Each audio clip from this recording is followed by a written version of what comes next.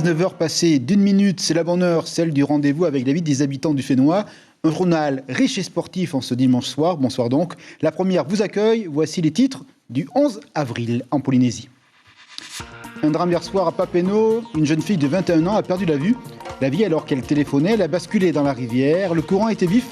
Avec l'aide des bénévoles, des pompiers, de l'hélicoptère, des gendarmes, son corps a été retrouvé quelques heures plus tard. Sur la carte postale, des lieux touristiques à fort caractère. La presqu'île se fait une place. Entre sa beauté sauvage et les promesses de ses vagues, le sud de Tahiti brille sous un soleil complice. Les prestataires se relèvent les manches pour donner à voir leur petit coin de paradis à découvrir. Anne, ne vois-tu rien venir? C'est un peu la complainte des habitants de Takaroa. Depuis 2 mois, un seul bateau dessert les Iliens. Une situation certes provisoire, mais dont la précarité souligne l'indispensable travail des goélettes. C'est un service public incontournable. Nous serons sur place tout à l'heure. Ils sont tous fous du foil. C'est le nouveau sport qui fait des vagues sur le lagon, un sens de l'équilibre, des frissons de vitesse et vogue le corps dans les airs ou presque.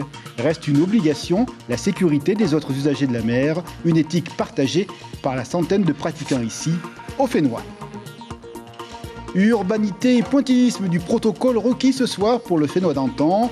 Nous marquons un stop en 2002. Aux côtés du prince Philippe décédé vendredi, la reine Elisabeth fait une halte technique à Tahiti avec son avion. Le couple royal revenait d'Australie. Un sujet en majesté pour terminer le journal de cette soirée. Elle avait tout un avenir à écrire, sensiblement. Malheureusement, la vie d'une jeune fille de 21 ans s'est achevée hier soir, au-dessous d'un pont, dans l'eau vive de la Papineau. La jeune femme est décédée, noyée. De retour d'une fête avec des amis, elle téléphonait quand elle a basculé dans la rivière. Au niveau de la guérite de la Maroto, le courant était fort, très fort. Plusieurs heures de recherche ont été nécessaires. Sur place aujourd'hui, Lucille Guichet-Tirao avec Jacques Damour. C'est ici, juste à l'entrée de la vallée de Papineau, que l'accident s'est produit. Hier soir, aux alentours de 22h, les secours sont alertés. Une jeune fille d'une vingtaine d'années, stationnée avec des amis, aurait chuté de 4 mètres.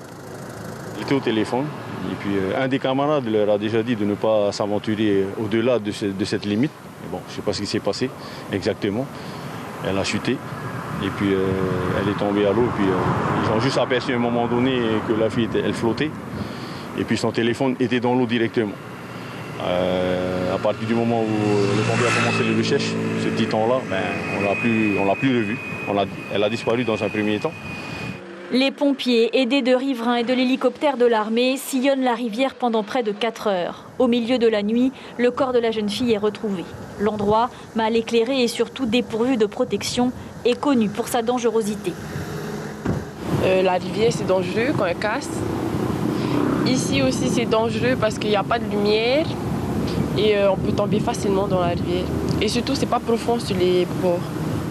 C'est la 3e personne ayant mortellement chuté à cet endroit en contrebas de la guérite de la vallée. Selon la commune de Papineau, il s'agirait d'un terrain privé. Condoléances donc à la famille de la part de Polynésie, la première.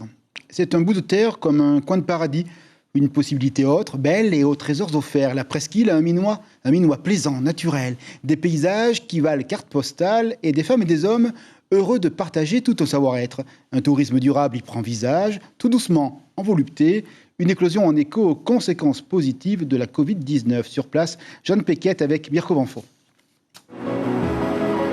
Voici Thérèse et sa famille. Ils s'offrent une virée sur l'eau PK0, 8 000 francs par tête et ils sont 7. Ils se sont payés le luxe de passer une journée à bord du bateau de la World Surf League, le bateau officiel de la compétition de glisse à la renommée internationale, la Te Ahupu'u.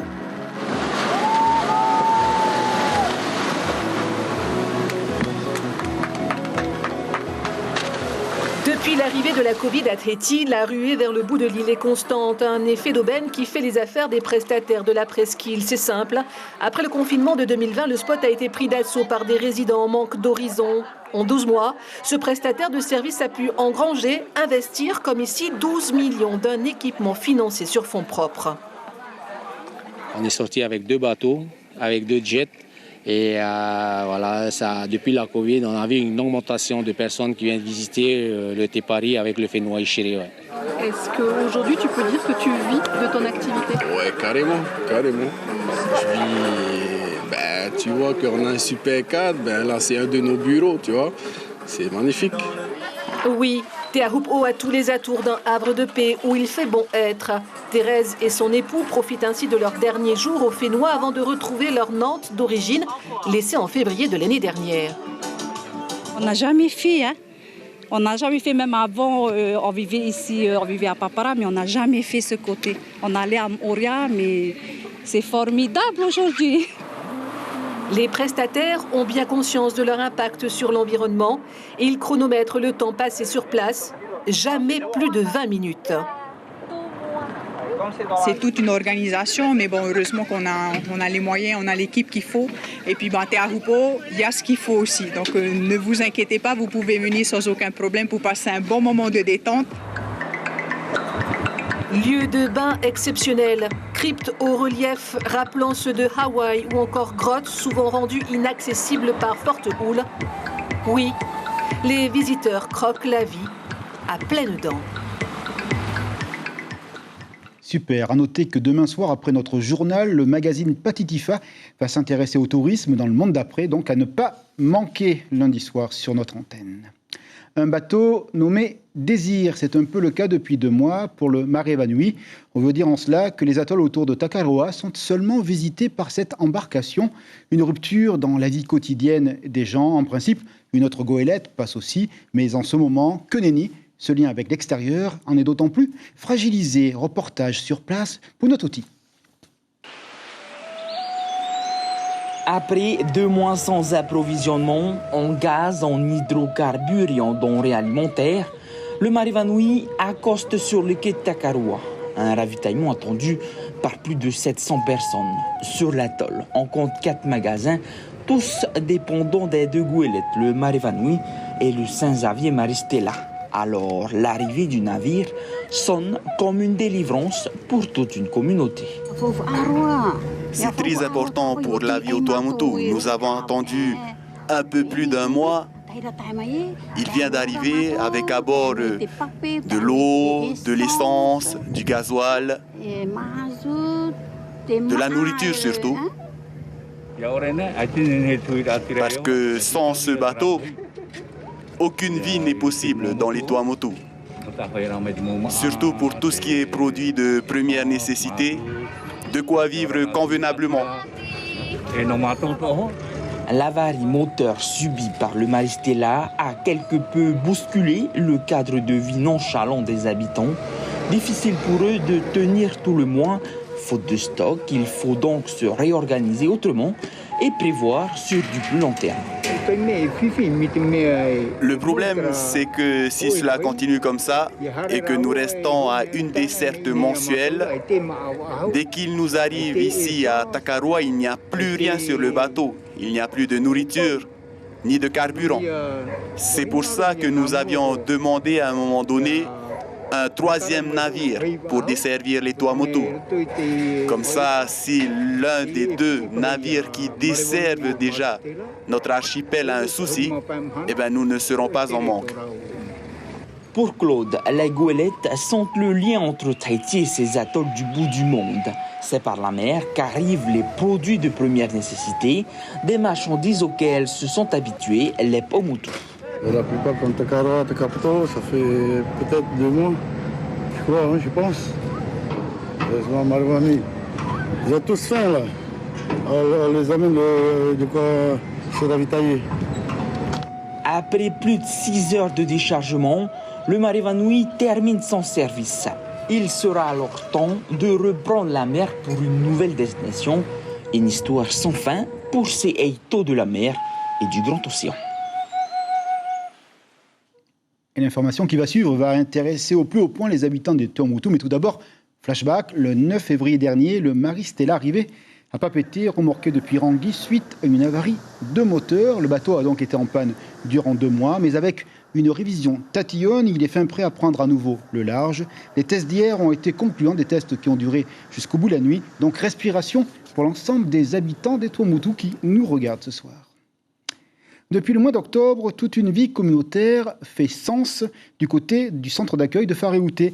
C'est un lieu dédié au SDF, comme vous le savez, de la ville. Théoriquement, 80 places et réellement une équipe d'éducateurs volontaires pour dessiner des chemins du futur. Le dimanche, c'est un jour spécial. On y cuisine ensemble Dès l'aube, la caméra de Jacques Damour était là, des pots trop minés. C'est parti. Lorsque le dimanche matin s'égaye, il y a toute une armée de marmitons qui s'éveillent. Ils n'ont pas de toc, mais un savoir-faire maison, coup-ci, coup-ça, appris sur le tas. Tous les dimanches matins, les personnes hébergées mettent la main à la pâte. Un jeu de tu à toi comme une belle complicité. La gape est un moment de félicité. Les résidents ont appris pour être agréables à leurs voisins. Je viens d'apprendre. On les regarde en fait. Et puis je suis venu ici. J'ai appris sur le tas et c'est par là que j'ai pu faire le plus. Donc tu peux te débrouiller maintenant alors. Voilà. Depuis de longs mois, ce site de Faréouté est devenu un refuge, une île pour se poser quand la ville est trop souvent pour ses citoyens un triangle des Bermudes, de savoir où aller. Ici s'écrit un rapport au monde, comme un contrat social avec ses obligations, ses limites, une écriture de règlement, une manière de rentrer à nouveau dans un cadre. La rue l'oublie trop souvent, ici, pas d'alcool. D'abord, on leur a demandé comment vous voyez le centre. Alors, les règles, ce sont les respects entre chacun, le partage et la communion entre eux. Pourquoi le règlement intérieur justement ici? Pas boire de l'alcool, fumer du paca, etc. La capacité d'accueil est de 80 personnes, mais souvent ce chiffre se multiplie par 2. C'est un point de départ pour espérer. La moitié des pensionnaires suit une formation, retrouve des gestes quotidiens, prendre soin d'un faapou, cueillir ses fruits, à l'image des hommes qui retrouvent la lumière. Cette chaîne de solidarité sème des graines d'espérance. Elle offre un cap à ceux qui ont bien peu. Je suis hébergé là, ça fait depuis le 9 décembre. Je ne sais plus où aller, comme le docteur Scati m'a dit de venir ici. Comment ça se passe ici? Là, ça se passe bien, c'est cool. Hein, je vais bien, là. Là, on s'apprête à boire le café. Il doit être 6h30. Il est 6h30 donc, Faréouté s'éveille, le déjeuner en commun va être pris, ensemble, ils veulent gagner demain avec dignité et fraternité. Et le dimanche, on aime parler sport. Sur la première, à Foy, les sensations, c'est un jeu de mots un peu facile. Le Foy, c'est le nouveau sport à la mode sur le littoral de Tahiti. La recette, une planche, un certain sens de l'équilibre et un bateau pour tracter le tout. À ce jour, une centaine de pratiquants repérés qui glissent. Ils ne sont pas les seuls au monde. La sécurité des autres usagers du lagon est également indispensable. Prenons la vague de la mode avec Melissa Chong et les images superbes de Sandro Lee. C'est parti. Surfer, glisser et en même temps voler sur les vagues, c'est la sensation que procure le foil. Cette discipline est de plus en plus répandue aux Fénois.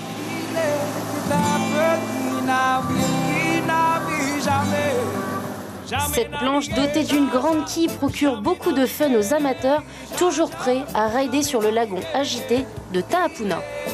C'est un engouement qu'il y a à l'heure actuelle, tu vois, et puis c'est normal que nous, passionnés de la mer, on suit aussi le mouvement, quoi. Donc j'essaie de prendre la vague en même temps que les mecs. Moi, je dog start, c'est simple, je prends un caillou, une balise, n'importe, et j'attends seulement un bateau passe et après, go, feu. Ils sont près d'une centaine à pratiquer le foil en Polynésie et ce n'est pas pour déplaire aux plaisanciers du banc de sable, curieux et intrigués par ce sport de glisse. Ça ne me gêne pas, au contraire, c'est un plaisir de les voir faire pratiquer ce sport-là et puis au moins ils sont sur l'eau que d'être au bord de la route. C'est très esthétique, je trouve ça très, très joli et ça paraît facile, mais je n'ai pas encore essayé, personnellement. Et les astuces d'un rider aguerri sont toujours les bienvenues. Quand tu es sur l'avant, tu vas commencer à détendre la corde. Comme ça, tu vas toujours avoir besoin du jet qui te tire. Quand il ne donne pas des conseils, Thierry vole sur les vagues et ce depuis une dizaine d'années.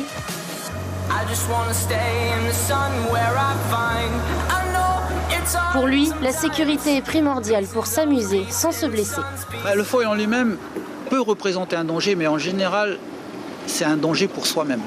C'est-à-dire que le foil, par sa forme, déjà peut faire un petit peu peur parce que ça ressemble à une lame, etc. etc. Oui, il y a un danger comme beaucoup de sports de glisse. C'est pour ça que le fait de le faire de manière encadrée fait gagner du temps et en même temps évite ce type d'incident. Malgré son coût qui avoisine les 400 000 francs, le foil a encore de beaux jours devant lui.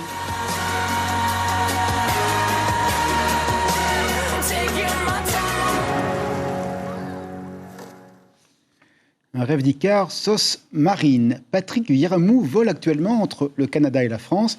Il part à Dijon pour 2 mois. Là-bas, notre champion paralympique va chercher un passeport pour les Jeux de Tokyo. Ce ne sera pas en Baha, mais si tout lui sourit, ce sera dans l'épreuve de canoë. Un rêve d'Orient pour un champion en or avec un cœur tendre et surtout une volonté de faire immersion auprès d'un exemple en matière sportive avec Juan Poutourou et les images de Tim Prouvost. Comme pour les séries, il faut rester le plus longtemps possible à côté. Il ne faut pas vite changer. La difficulté, c'est d'aller en ligne droite en même temps. 200 mètres en moins de 52 secondes, c'est le temps de référence pour cette séance d'entraînement à Aroué, avec Veimiti Maoni, Al Gover, Gary Wong et le multiple champion du monde en e-sport Patrick Veyramou. Une dernière bouffée d'oxygène pour Patrick avant son départ pour la métropole. Son objectif, les sélectifs des championnats de France de para-canoë, prévus le 1er et le 2 mai à Vayres-sur-Marne. J'ai plus de venir que là cette année, parce que ça fait longtemps que j'ai attendu. Depuis 2010, c'était dans du haut niveau. Là, j'ai 52 ans et d'arriver encore à 50, 53 secondes à mon âge, je suis content aussi. Après de maintenir, tout le monde a dit ah, c'est trop tard. J'ai dit comme je suis motivé, après j'aime aussi bien ramer. C'est pour ça que je suis là. Si Patrick arrive à décrocher le meilleur chrono sélectif, il pourra intégrer l'équipe de France, une étape importante pour figurer au prochain championnat du monde en Hongrie, une opportunité que Patrick attend depuis des années. Il faut être premier, il n'y a pas d'autre choix. Soit tu es premier ou deuxième, mais tu es deuxième, tu es obligé de faire les championnats du monde. Et s'il n'y a pas les championnats du monde avec les fermetures des frontières, on prendra le meilleur français pour les présenter. C'est ça que mon entraîneur d'équipe de France m'a dit. Tu mises tout sur celui-là, même s'il y a l'autre aussi. Après, il y a le championnat du monde, mais tu es sûr que ta place est à celui-là. Licencié depuis 2019 dans le club de Dijon, Patrick Veyramou s'est envolé hier pour rejoindre ses partenaires d'entraînement. Il met toutes les chances de son côté pour décrocher le fameux sésame pour les championnats du monde. Et si tout va bien, il pourra espérer participer aux Jeux paralympiques de Tokyo, prévus le 24 août au 5 septembre prochain. Le Graal pour ce Eito originaire de Tupoué. Allez Patrick, le cœur du Fénois bat pour toi. Le dimanche, c'est une constellation de sports un peu partout. On joue, on se confronte, on se toise. On se régale à vrai dire. Nos caméras se sont faufilées partout pour vous offrir un grand bol d'air frais. Une guirlande de résultats préparée par le trio magique Kaline Liénard, Marcel Bonneau et Mirko Banfo. La première course de cyclistes de la Coupe de Tahiti Nui a été lancée ce matin à Mahina. Dans la catégorie passe, 77 coureurs se sont alignés pour le départ, un effectif rarement atteint au Fénois. 54 km de la pointe Vénus jusqu'à Hitia puis demi-tour, la victoire a été décrochée par Henri Chan, suivi de Heimana Turi et Teva Anou. Pour la catégorie élite, c'est Heyad Imanuthei qui s'est imposé en 2h54 minutes. Hier à la Presqu'île, première journée des championnats individuels 2021 de pêche sous-marine. Les concurrents vont s'affronter pendant 4 jours et ils sont 10, dont un venu de Rangiroa. Ils nagent pendant 6 heures dans les hauts fonds de Tiarei avec pour objectif de ramener le maximum de poissons de différentes espèces avec un poids minimum requis de 300 à 400 grammes. Ce championnat permet une sélection pour les mondiaux d'Italie au mois de septembre prochain. En pirogue ce week-end, c'était la deuxième étape du championnat de V1 à Nukuhiva. Au programme pour la trentaine de piroguiers des clubs Heimataiki et Nukuahoe, 18 km dans la baie de Teiohae pour rejoindre la ligne d'arrivée face au centre nautique. Raphaël Hacha creuse l'écart entre lui et ses concurrents dès le début de la course. Avec 600 mètres d'avance, il remporte cette étape en 1h32 minutes. En seconde position, Tepoea Hapipi qui termine en 1h35 minutes. Et troisième sur le podium, Jean Maurirere en 1h38 minutes. Prochain rendez-vous, fin mai. C'est noté, on continue avec du rythme dans ce journal. Et le rêve américain avait été mis sous le boisseau pendant 1 an. Pour cause, et vous le savez, de la Covid-19. Et voici les cracks de retour dans les stades. On veut parler du championnat de foot américain. Il a repris hier soir. Paia s'attaquait à un beau morceau, l'AS Teono, le champion en titre, dans une ambiance effervescente. Karine Liénard et Marcel Bonneau ont apprécié le retour des enfants de la balle.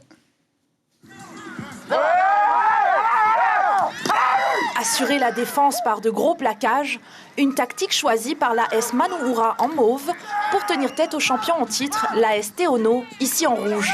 Cela ne suffit pas face au quarterback numéro 12 de Teono. Avec 2 touchdowns et une transformation, il assure les points à son équipe. Score à la mi-temps, 14-0.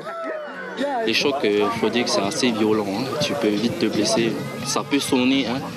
Mais voilà, c'est les risques du sport. Quoi, hein. On aime ça, on aime les chocs. Et voilà. Pour la seconde période, Teono continue de marquer les gros points, mais manque souvent ses transformations.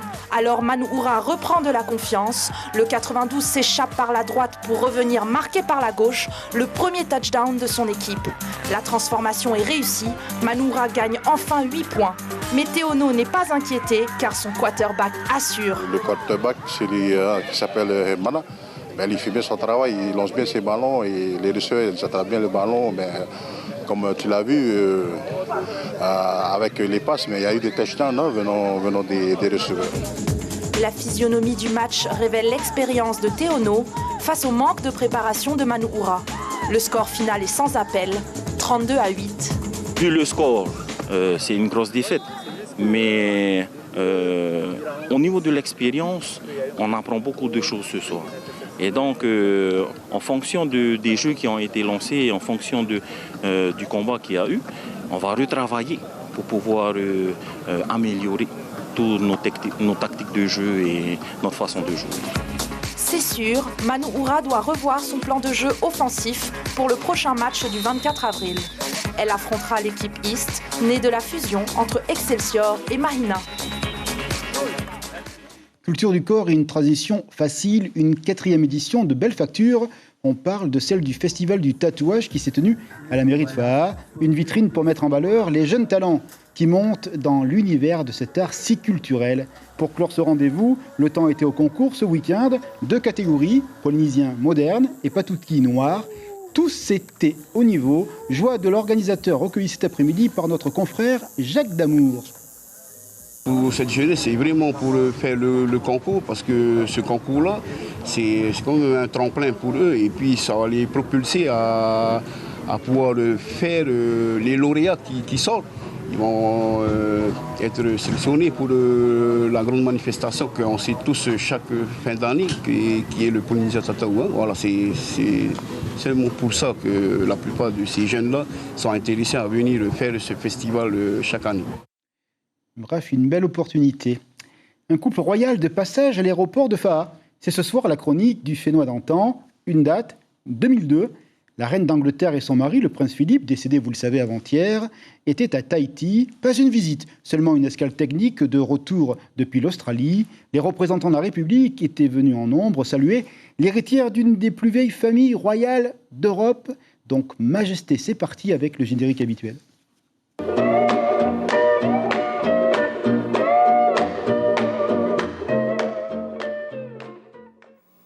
Ils sont tous sur les dents et certains même sur les crocs. Normal, Sa Majesté la Reine d'Angleterre s'apprête à fouler le sol tahitien. Ce n'est qu'une escale technique, mais la personnalité même de la royale passagère a mobilisé en pleine nuit les plus hautes autorités de l'État et du territoire. Et en amont, les James Bond des services secrets français et anglais ont mis au point un dispositif afin qu'il ne lui arrive rien de fâcheux en terre polynésienne. C'est un dispositif qui a été élaboré en liaison avec les services de protection de la Reine d'Angleterre. Donc c'est un dispositif qu'on pourrait articuler en 3 temps. Il y a l'avion, il y a l'aérogare et il y a les personnes habilitées à travailler à la fois sur l'avion et travaillant dans l'aérogare. Donc un dispositif important, assez lourd, compte tenu de la brièveté de l'escale, mais nécessaire. Enfin, la voici. Sa Majesté descend sur la piste et va s'entretenir avec ses 2 hôtes dans un français parfait, au délicieux accent so-british. Une petite déception, Elisabeth II n'a pas de Royal Bibi. Seules les hôtesses en sont pourvues. Dommage, car d'habitude, ces extravagants petits chapeaux permettent aux journalistes de n'être jamais en panne de plumes. À défaut, on remarquera la rafraîchissante robe vert prairie de printemps dans la campagne anglaise, parsemée de petits pois, et la discrète présence du prince consort qui est de la partie. 1 heure plus tard, l'avion de la British Airways quitte le sol polynésien. Il est 4h30 du matin.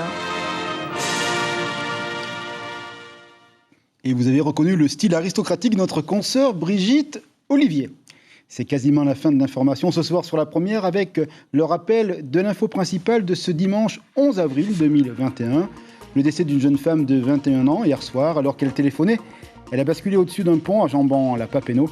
Elle revenait d'une fête. Son corps a été repêché dans la nuit par les forces de sécurité. On va regarder ce qui nous attend pour la semaine à naître demain. Avec tout d'abord du sport ce lundi avec le début du challenge de volleyball de Polynésie. Finale prévue le 16 avril. Mardi, on va également parler cette fois-ci avec les artisans grâce au soutien du ministère de la Culture. Les artisanats sont en fête. Créativité, dextérité, tout un monde d'adresses et d'authentiques passions vous attend du côté du hall de l'Assemblée à Papeete. Et puis mercredi, ce sera également de l'économie avec le séminaire des guides touristiques. Une profession en pleine réflexion, évidemment, frappée de plein fouet par la Covid-19 qui sévit actuellement à travers le monde entier.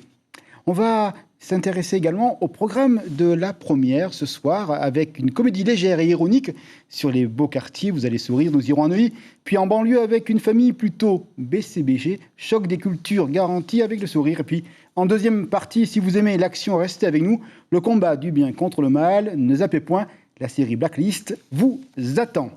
Si tout va bien, on va regarder le travail proposé par les confrères de la presse écrite. Je crois que seule la une de Tahiti Info nous est parvenue, de la dépêche, pardon. Eh bien, on parlera de l'élection anniversaire de Miss Tahiti, les 60 ans cette année. Et évidemment, vous le savez, sur la première, d'ici quelques semaines, on va vous en parler de manière très détaillée, comme d'habitude. Demain, la radio, c'est à partir de 6h que les journaux d'information vous livreront les dernières nouvelles à l'heure du laitier, comme on disait jadis au pays de Sa Majesté la Reine Elisabeth. Bien sûr, temps moderne oblige, n'oubliez pas notre site internet. Et puis également le journal français demain soir à 19h. Et comme c'est beau, comme c'est bon, comme c'est léger aérien, nous terminons avec des images de Floyd. Que la nuit vous soit agréable. On se retrouve demain à 19h. Bonne soirée à tous.